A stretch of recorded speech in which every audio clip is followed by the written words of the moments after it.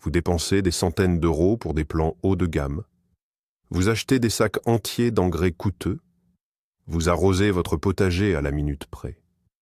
Mais à la fin de la saison, vous vous retrouvez avec des carottes minuscules, des feuilles jaunissantes et une frustration totale. Ça vous parle?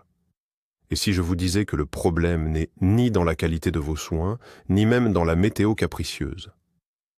Le vrai souci, c'est que vous essayez de soigner un patient sans avoir posé de diagnostic.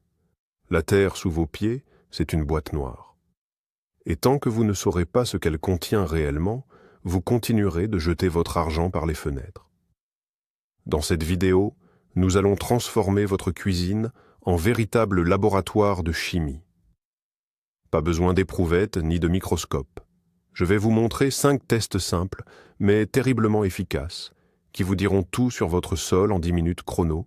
Vous comprendrez enfin pourquoi votre voisin ramasse des paniers entiers de tomates sans effort, tandis que vous vous battez pour chaque plant. Prêt à découvrir la vérité sur votre terrain? C'est parti. Avant de nous saisir de nos outils, clarifions un point essentiel. Le sol, ce n'est pas juste de la boue dans laquelle on plante des racines. C'est un organisme vivant, avec son propre caractère, sa structure et sa chimie. Et cet organisme possède 3 indicateurs majeurs dont dépend la survie de n'importe quelle plante. Le premier, c'est la composition mécanique. En gros, quel est le ratio entre le sable et l'argile? C'est ce qui définit la capacité de rétention d'eau de votre terre. Le deuxième, c'est l'acidité ou le pH. Si le sol est trop acide ou trop alcalin, les plantes bloquent tout simplement l'absorption des nutriments. Vous aurez beau les noyer sous l'engrais, elles mourront de faim juste à côté d'une assiette pleine. Et le troisième, c'est sa structure. Est-ce que votre terre respire ou est-elle compacte comme du béton? Pour comprendre tout ça, pas besoin d'appeler un agronome. Nous aurons juste besoin d'un bocal, d'eau, de vinaigre, de bicarbonate de soude et d'un peu d'observation. Maintenant, détaillons chaque étape. Commençons par l'erreur fondamentale que font 90% des jardiniers amateurs. Ils prélèvent à main la terre pour l'analyse directement à la surface de la parcelle. C'est une mauvaise approche. La couche supérieure est souvent érodée, mélangée à du paillis ou à du compost frais. Elle est trompeuse. Pour obtenir un résultat fiable et honnête, il faut creuser plus profondément.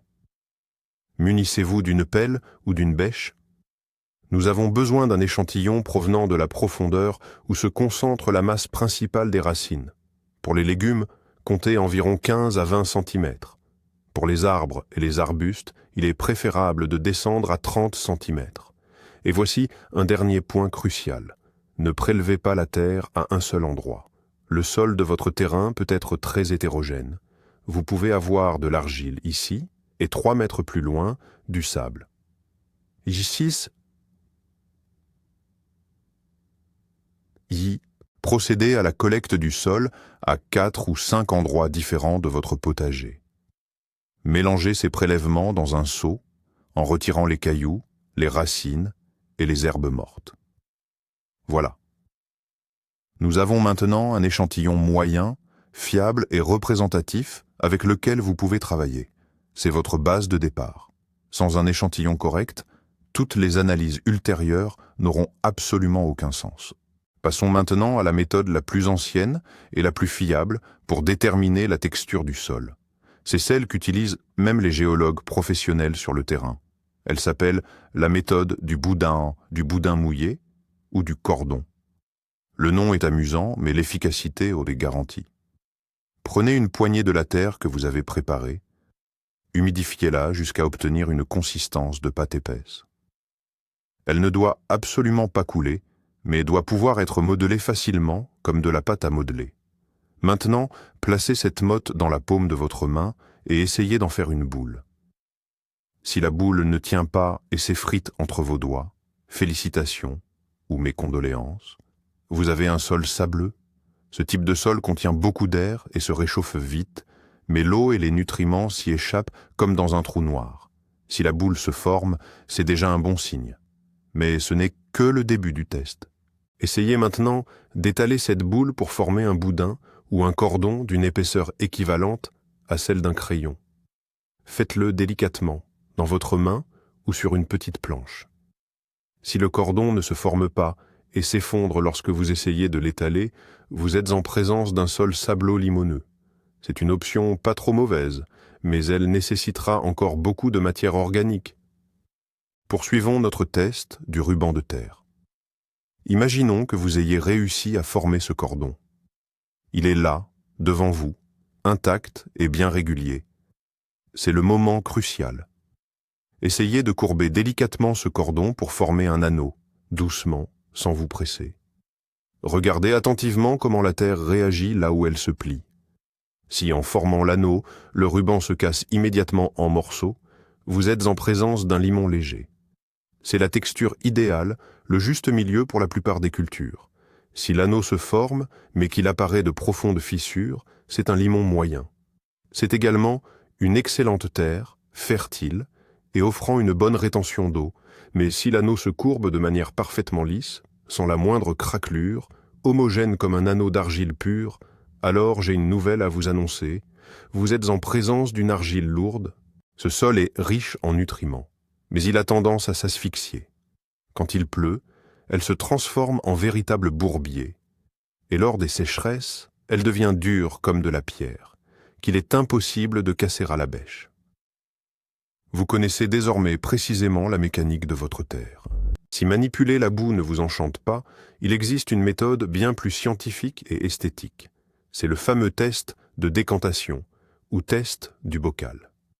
Il vous révélera les proportions exactes de sable, de limon et d'argile dans votre sol. Prenez un bocal haut et transparent, ou une bouteille à bord droit. Remplissez-le de votre terre, à peu près au quart. Pas plus. Versez de l'eau dans l'espace restant, en laissant quand même un peu d'air en haut. Ajoutez maintenant une cuillère à café de liquide vaisselle ou de sel pour lave-vaisselle. Cela sert à empêcher les particules de terre de s'agglutiner et de se déposer correctement en respectant les lois de la physique. Fermez le couvercle et secouez. Secouez fort pendant 5 à 10 minutes. Imaginez que vous êtes un barman en train de préparer un cocktail pour la terre. Votre objectif est de dissoudre toutes les mottes afin que chaque grain flotte séparément. Quand vous êtes épuisé d'avoir secoué, posez le bocal sur une surface plane et n'y touchez plus. Top chrono. La magie opère presque instantanément. Au bout d'1 minute, regardez bien le fond du bocal. Vous allez apercevoir la première couche. C'est le sable.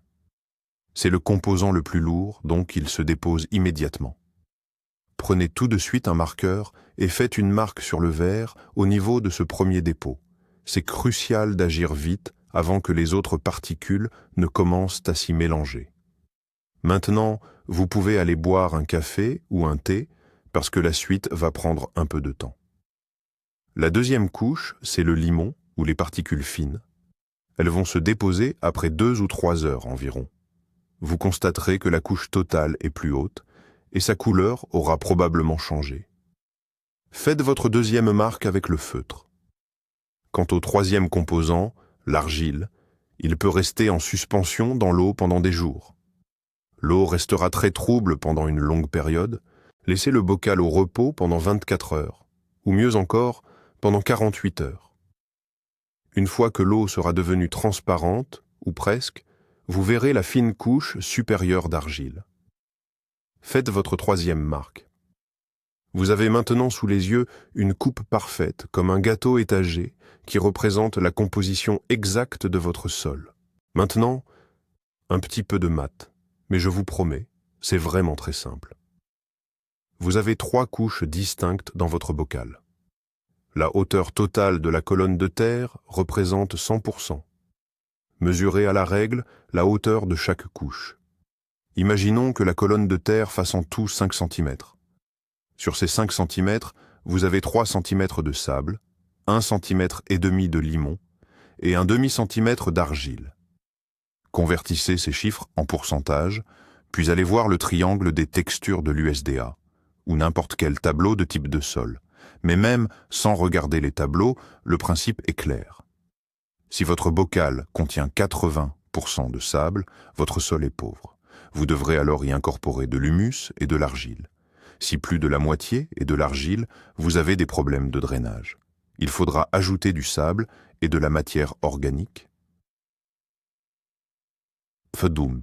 L'idéal, ce que nous cherchons à atteindre, c'est environ 40% de sable, 40% de limon et 20% d'argile. C'est ce qu'on appelle la terre franche, le sol parfait où tout pousse sans effort. Ce test est excellent car il vous apporte une preuve visuelle concrète et non pas seulement une simple impression. Passons maintenant au deuxième pilier de la fertilité, l'acidité. C'est sans doute le paramètre le plus sournois.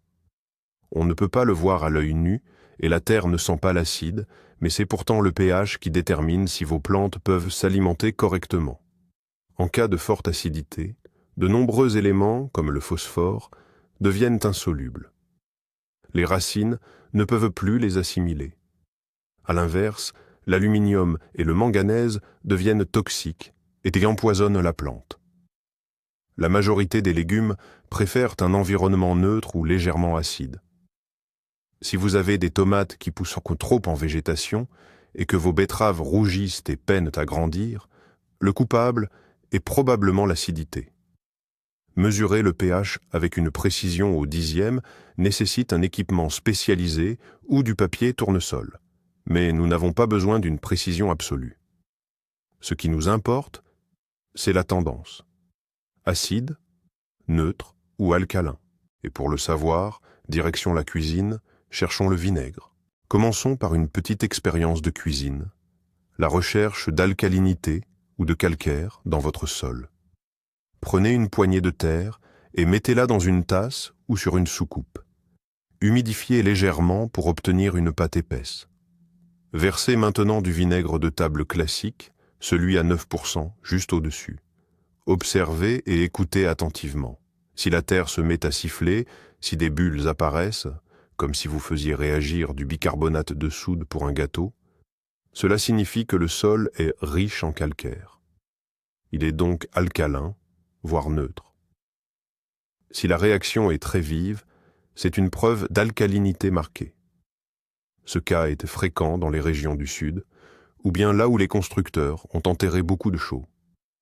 La plupart des plantes n'apprécient pas beaucoup ce type de sol, à l'exception, peut-être, des clématites et de certains arbustes. Si le sifflement est faible, à peine perceptible, cela indique un sol neutre. C'est le jackpot. Sur une telle terre, presque tout poussera. Enfin, si vous versez le vinaigre et qu'il ne se passe rien du tout, juste de la boue mouillée, cela signifie que votre terre est acide.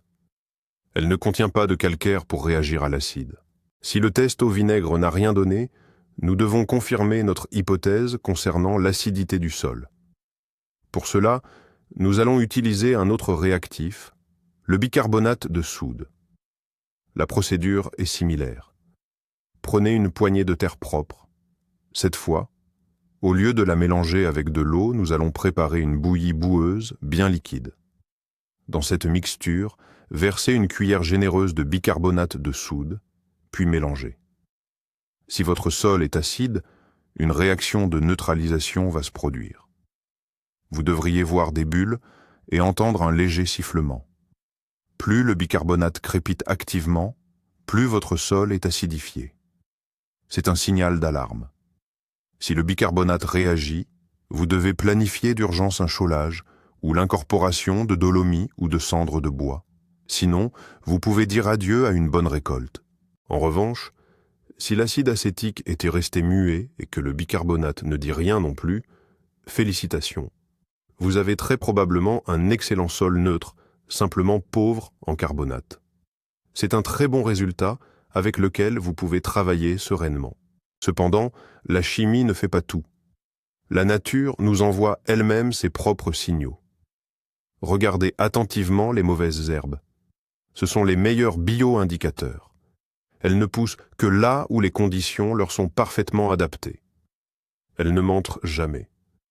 Si votre terrain est envahi par la prêle des champs, l'oseille sauvage, le plantain, la mousse ou la renoncule, communément appelé bouton d'or, c'est un véritable cri d'alarme. Toutes ces plantes raffolent des sols acides. Vous voyez un tapis de mousse à l'ombre? C'est de l'acide pur. La prêle des champs, elle, est particulièrement difficile à éliminer. Ses racines plongent profondément et sa présence est l'indicateur d'une acidification sévère, signifiant potentiellement que les nappes phréatiques sont proches. Si vous voyez ces plantes en abondance, vos tests au bicarbonate de soude et au vinaigre confirmeront probablement la nécessité d'un chaulage. Il est inutile de vouloir les combattre à la houe tant que vous n'aurez pas modifié la chimie de votre sol. Dès que vous appliquerez de la chaux, la prêle commencera d'elle-même à disparaître, car l'environnement de vie ne lui sera plus du tout confortable.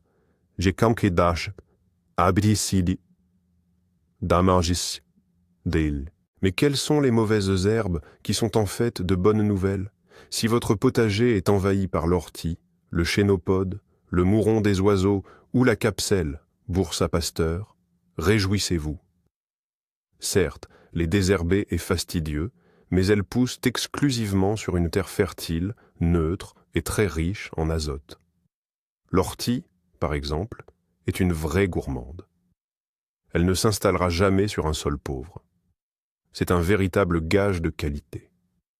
La camomille, le trèfle rampant et même le chien-dent, malgré tous les problèmes qu'ils causent, préfèrent également un milieu légèrement acide ou neutre.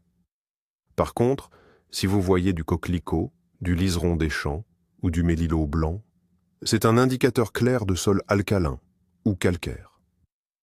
Une inspection minutieuse de votre terrain peut vous fournir une carte des sols bien plus précise que celle de n'importe quel agronome. Il suffit de vous promener avec un carnet et de noter qui pousse où. Si vous trouvez de l'oseille dans un coin et de l'ortie dans l'autre, cela signifie que le pH de votre sol est inégal. Dans ce cas, vous devrez amender le terrain par zone spécifique plutôt que de traiter toute la surface en bloc. Le troisième point essentiel, c'est la structure et la perméabilité du sol. Les plantes, elles ont besoin de manger, certes, mais aussi de boire. Et surtout, de respirer. Si votre sol est aussi dur que de la pierre, les racines vont étouffer. Faisons un petit test de perméabilité à l'eau. Creusez un trou d'environ 30 cm sur 30 par 30 cm, et de la même profondeur. Remplissez-le d'eau à ras-bord et laissez l'eau s'infiltrer complètement. C'est essentiel pour saturer les parois du trou. Une fois que l'eau a disparu, remplissez le trou une seconde fois, et là, déclenchez votre chronomètre. Chronométrez le temps nécessaire pour que l'eau disparaisse complètement. Si l'eau s'est écoulée en moins de 3 à 5 minutes, vous avez un sol très sableux ou une terre très légère. L'eau y passe en transit rapide sans s'attarder. Si l'eau stagne dans ce trou pendant des heures, voire, Dieu nous en préserve, toute une journée, vous avez un gros problème de drainage ou une argile très compacte. Dans ce cas, les racines vont tout simplement y pourrir. Le résultat idéal, c'est quand l'eau s'infiltre progressivement, en 20 à 30 minutes environ. Intéressons-nous maintenant à un autre indicateur simple, la couleur du sol. Elle peut en dire long sur la teneur en humus, le véritable moteur de la fertilité. Attention, un sol humide est toujours plus foncé. Veillez donc à évaluer la couleur d'un échantillon légèrement séché. Un noir profond ou un gris très foncé est synonyme d'une forte teneur en humus. C'est excellent signe. Plus la teinte est foncée, mieux c'est. Une couleur gris clair, voire cendrée, est caractéristique des sols podzoliques. Ceux-ci sont pauvres en matière organique et présentent souvent une réaction acide. Une teinte rougeâtre ou rouille indique la présence de fer. Généralement, ces sols sont également acides et peu fertiles. Une nuance jaune ou blanchâtre signale, quant à elle, une forte proportion de sable. Le brun ou le marron est la couleur typique des terres limoneuses. Il est très instructif d'observer la coupe d'une fosse, ce qu'on appelle le profil du sol. Il arrive que les 20 premiers centimètres soient bien noirs, mais qu'il soit suivi d'une couche de lixiviation ou d'éluviation blanchâtre. Cela indique que tous les nutriments utiles ont été entraînés en profondeur. Dans cette couche délavée, les racines risquent d'avoir très faim. Intéressons-nous à la vie interne du sol. Un bon sol n'est pas une substance stérile. Il doit être vivant, plein d'activité. Voici un test simple pour évaluer son activité biologique. Prenez une bêche et creusez un cube de terre d'environ une tranchée, soit la profondeur et la largeur d'un fer de bêche. Étalez-le sur une bâche ou un film plastique et émiettez-le délicatement à la main. Comptez ensuite les vers de terre présents. Si, dans ce volume, vous trouvez 5 gros vers ou plus, votre sol est en pleine santé. Cela signifie qu'il est riche en matière organique et qu'il est bien aéré. Les vers sont les principaux laboureurs naturels et les meilleurs producteurs d'humus. Si vous ne trouvez aucun ver ou seulement 1 ou 2 spécimens chétifs, la terre est considérée comme morte. Elle est peut-être polluée par des produits chimiques trop compacts ou bien elle manque de nourriture, c'est-à-dire de matière organique. Dans ce cas, il faut d'urgence y incorporer du compost, la pailler et surtout arrêter de la retourner avec la bêche afin de restaurer son microbiote. Sans bactéries, ni vers de terre, même les engrais minéraux ne pourront fonctionner qu'à moitié de leur capacité. Un autre détail crucial souvent négligé est le niveau de la nappe phréatique. Ce n'est pas vraiment une question de type de sol, mais son importance est capitale. Au printemps, quand la neige fond, ou après de très fortes pluies, allez vérifier. Regardez dans un puits ou faites un sondage d'1,5 mètre avec une tarière de jardin. Si l'eau stagne à moins d'1 mètre de profondeur, vous pouvez oublier les pommiers et les poiriers, à moins de faire des buttes spécialement surélevées. Leurs racines vont atteindre l'eau, elles vont s'asphyxier, et l'arbre va mourir en pleine croissance. Une nappe phréatique proche rend également le sol plus froid et plus acide. Si l'eau est si proche, vous serez obligé de faire des potagers en hauteur ou des carrés potagers surélevés. C'est le seul moyen de maintenir les racines hors de la zone à risque. Connaître le niveau exact de l'eau vous évitera de planter des arbres coûteux dans ce qui s'avérerait être une tombe assurée. Maintenant que nous avons toutes les données, examinons la stratégie d'action. Imaginons que vos tests aient révélé un sol sableux. L'eau s'y infiltre immédiatement. Et lorsque vous essayez de former une boule, elle s'effrite. Que faire dans ce cas? Votre mission principale est de créer un tampon capable de retenir à la fois l'humidité et les nutriments. Vous devez absolument apporter de l'argile, que ce soit sous forme de poudre fine ou de granulés secs. C'est ce qu'on appelle l'amendement argileux. Ajoutez à cela une quantité massive de matière organique, tourbe, fumier bien décomposé, compost, et surtout, n'oubliez pas les engrais verts. Dans les sols sableux, la matière organique se minéralise très rapidement, souvent en une seule saison. Il est donc crucial d'en apporter constamment, année après année. Le paillage, pour le sable, est une question de vie ou de mort. Un sol sableux nu sèche en 1 heure, couvrez-le avec de l'herbe, de la paille, n'importe quoi, pour piéger cette précieuse humidité. Maintenant, si vous êtes dans la situation inverse, vous avez de l'argile lourde, celle qui, lorsqu'on la roule, forme un parfait anneau, et l'eau stagne dans les trous de plantation. Ici, la stratégie est différente. Nous devons décompacter ce béton. Le meilleur allié de l'argile, c'est le sable à gros grains. Attention, surtout pas de sable fin ou pulvérulent, sinon vous allez faire pire, transformant votre terre en véritable ciment. Il faut absolument du gros sable de rivière. Ajoutez-le par seau. Deuxièmement, le chaulage ou le désacidification, car les sols argileux sont souvent acides. Troisièmement, encore de la matière organique, mais cette fois-ci de la matière grossière. Pensez paille, sciure, obligatoirement compostée ou avec un apport d'azote, ou compost semi-mûr. Ces éléments vont créer des pores et aérer le sol. Et surtout, ne marchez jamais sur de l'argile mouillée. Vous la tasseriez tellement que même une motobineuse ne pourrait plus rien faire. Travaillez l'argile uniquement lorsqu'elle est légèrement humide, dans un état qu'on appelle la maturité. Que faire face à l'acidité du sol? Si vos tests, avec le bicarbonate et les adventices, ont confirmé que le sol est trop acide, il faut ajouter des amendements basiques ou neutralisants. Le plus doux et le plus bénéfique, c'est la dolomie, c'est-à-dire la farine de roche dolomitique. Elle a en plus l'avantage d'apporter du magnésium. La cendre de bois est également une bonne option, mais son effet est rapide et peu durable. De plus, elle contient naturellement du potassium et du phosphore. Quant à la chaux éteinte, c'est l'artillerie lourde. Elle est très agressive. Il vaut donc mieux l'incorporer à l'automne.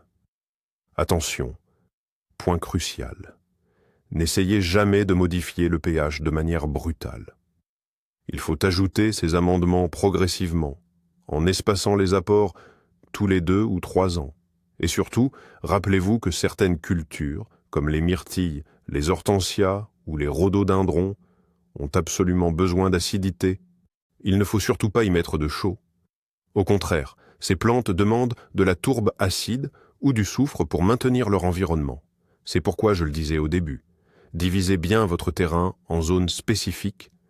Il arrive parfois que la terre semble parfaitement normale, et pourtant, vos plantes dépérissent. Vérifiez la salinité.